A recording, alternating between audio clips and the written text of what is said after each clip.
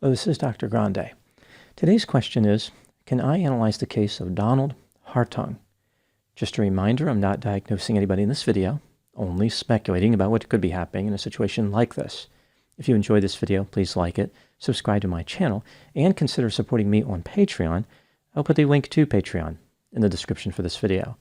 First, I'll look at the background of this case, move to the timeline of the crime, then offer my analysis. Donald Wayne Hartung was born on January 11, 1957. His mother's name was Von Seal Smith. She went by the name Bonnie. Donald's father left when he was young. Bonnie remarried 8 years later. Her husband's name was Richard A. Smith. She had a son named Richard Thomas Smith in 1966. In 1967, she had another son. His name was John William Smith. The family moved around a lot because Bonnie's husband was in the Navy. At one point, when the family lived in Virginia, Donald married and had a son. His half-brothers never married. They always lived with their mother and father. In 1986, the Smith family moved to Pensacola, Florida, as Donald remained in Virginia. The family lived together in a house on Deerfield Drive. Bonnie's husband died in 2012. Her son Richard had an IT job at the Department of Homeland Security. He had access to classified material. Bonnie's son John had a learning disability. He worked at a Walmart store for over 20 years. Eventually, Donald divorced his wife. He moved from Virginia to Pensacola to be close to his family in 2013. His house was just 3 miles away from his mother's house. Donald earned $10 an hour working as a security guard.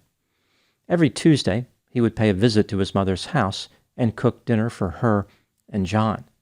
Richard would typically stay late at work on Tuesdays, so he did not eat with Donald. The house that Bonnie, Richard, and John lived in was extremely cluttered. Bonnie purchased a lot of items from watching a home shopping channel. She was not inclined to throw things away either. The condition of the house was not quite consistent with hoarding behavior, but it was close. Now moving to the timeline of the crime. On Friday, July 31, 2015, Richard Smith's employer contacted the police and expressed concerns that he had not heard from Richard. The employer went to the Smith family residence on Deerfield Drive, but the house was locked and there was no sign of life. The police arrived and made entry into the house. Inside the house, they found a horrific scene. The bodies of Richard Smith and John Smith were found in the den, under clothing, blankets, and other items. The men had been beaten with a hammer, and their throats had been cut. Richard had also been shot in the head. Bonnie Smith's body was found in John's bedroom. She also had been attacked with a hammer, and her throat had been cut. In addition, her pinky had been cut off. Here's what the police found during the course of their investigation. There was no forced entry into the Smith family house. Bonnie had been murdered in the family room, and her body was moved to John's bedroom. A hammer was found on a kitchen counter. It appeared as though someone had washed it. There was quite a bit of evidence supporting the theory that the Smith family had been murdered on Tuesday, July 28, 3 days before their bodies were discovered. For example, video surveillance from Richard's employer captured him leaving work on Tuesday at 6:36 p.m. The clothes that he was wearing matched the clothes that were found on his body. The last activity on Richard's cell phone was at 6:46 p.m. John missed an appointment with a physician on Wednesday. The Smith family had not picked up their newspapers after Tuesday. The stomach contents of Bonnie and John were consistent with the meal that Donald cooked for them on Tuesday. Richard's stomach contents were consistent with his lunch. The crime occurring on Tuesday was bad news for Donald, because that meant he was the last known person to see his family members alive. He immediately became a suspect, and the police developed a theory of the crime. They believed that after dinner on Tuesday, Donald killed John in the den before killing his mother in the family room. He moved his mother's body and waited for Richard to arrive home from work. When Richard walked into the den, Donald shot him in the head. The police searched Donald's house and found a prayer room containing material on witchcraft. As it turns out, Donald was a Wiccan. This led the police to hold an awkward and bizarre press conference where they proclaimed that witchcraft was involved in the crime. They said the murders represented a ritualistic killing. There was no evidence to support this claim. It was reminiscent of the satanic panic of the late 1980s. The murder occurred during a blue moon. The media connected this to the Wiccan religion and started referring to the perpetrator as the Blue Moon Killer. The police eventually found Donald's DNA on various items in his mother's house. This became a key piece of evidence against him. On October 27, 2015, 58-year-old Donald Hartung was arrested for the murders. He went to trial in January of 2020. On January 29, he was found guilty of 3 counts of first-degree murder. At his sentencing, Donald proclaimed that he loved his jury, but suggested that they had been tricked. He said, quote, "My DNA in your house, where a crime has been committed, is real evidence. My DNA in my mother's house, where I frequented all the time, Your Honor, that is not real evidence," unquote. When Donald said that he loved his jury, he could have followed up with, "But I'm not in love with them." Yet one more disappointment from Donald. Now moving to my analysis. Donald Hartung maintains his innocence. There are not many people who believe he is actually innocent, but there are quite a few people who believe he's not guilty beyond a reasonable doubt. They contend that the state simply failed to meet the burden of proof. The state, of course, disagrees. They believe that Donald was the only person who had a motive and the opportunity to commit the murders. This brings me to the question, was Donald guilty of murder? Let's take a look at the evidence both for and against the idea that he was guilty, starting with the inculpatory factors. The net worth of the Smith family was almost $900,000. Donald's financial situation was grim. He was barely getting by. Bonnie had a will which specified that Richard and John would receive all her assets. She had completely cut Donald out of the will. In order for Donald to ever see any money, all 3 of the Smith family members needed to die. 3 weeks after the crime, Donald resigned from his job. The murderers had given him financial freedom. Bonnie, Richard, and John were probably murdered on Tuesday, July 28, 2015. Donald was at the Smith family house on that day. Tuesday was the day that Donald would normally visit his family and cook dinner.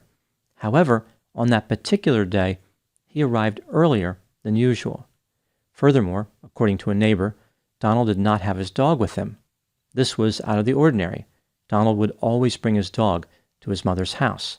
The dog would run around in the backyard. Donald told the police that he cooked dinner for Bonnie and John, but left before Richard arrived home. He had not seen Richard for 2 or 3 weeks. The neighbor who noticed the missing dog said that Richard arrived home prior to Donald leaving, so Richard and Donald were in the house together at some point. When Donald drove away from the house, his headlights were off. Donald's DNA was found in multiple places in the Smith family house. This would be expected considering the time that he spent there, but the DNA locations were suspicious. For example, Donald's DNA was found on a fabric case that belonged to Richard and on the outside of a checkbook that was stored inside this case. His DNA was found on the inside of Richard's belt, as if he had grabbed the belt to move Richard's body. Donald's DNA was on the handle and latch of Bonnie's purse. On the hammer that had been recovered from the kitchen counter, there was DNA from all 3 Smith family members and from Donald. In the trash, cigarette butts were found on towels that were used to clean up the crime scene. Donald's DNA was on these cigarette butts. A jailhouse informant named Marlin came forward and claimed that Donald confessed to the murders. Marlin knew a few details about the murders, which were not made public. Moving to the exculpatory factors, Donald did not have any history of violence. No physical evidence connecting Donald to the crime was found in his house or in his vehicle. The police initially thought that witchcraft was a motive. This indicates how their critical thinking skills were unsatisfactory and how they may have been biased against Donald. Again, he had that Wiccan prayer room in his house. The police accused Donald immediately before they knew anything about the case. Although Donald would have benefited financially from the death of his family members, there is no evidence that he knew about the will. Donald's DNA was found in his mother's residence because he spent time there every week. the locations of most of his DNA were not necessarily connected to homicide, and the DNA could have been there for a long time. As far as his DNA being on the hammer, maybe he touched it prior to it being used in the homicide. The cigarette butts don't look too good for Donald, but investigators handled the trash bag before collecting its contents. Perhaps the cigarette butts shifted and ended up on top of the bloody towels. The investigators appeared to be overwhelmed by the clutter in Bonnie's house. It's difficult to have confidence in any of the DNA collection and testing in this case.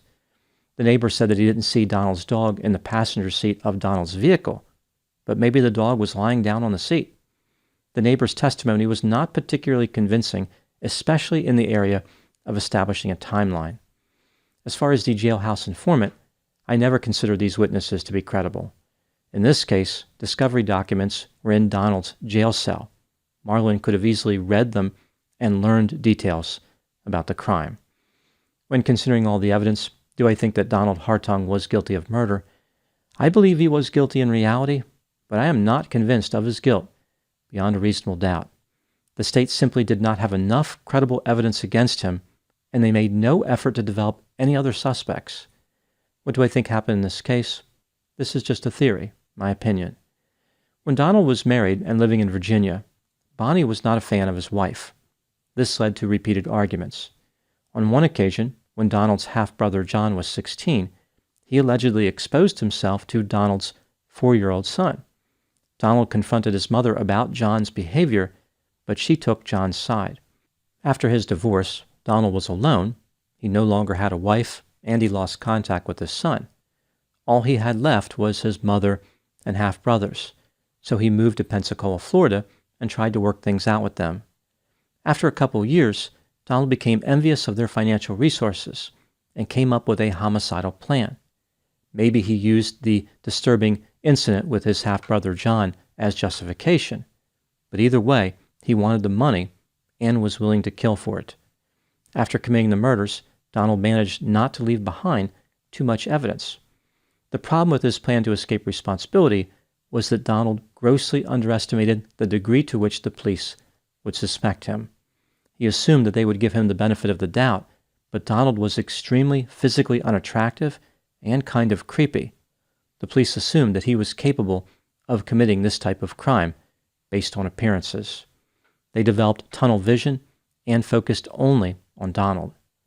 The DNA evidence, which may not have been credible, led to Donald's conviction. Now moving to my final thoughts.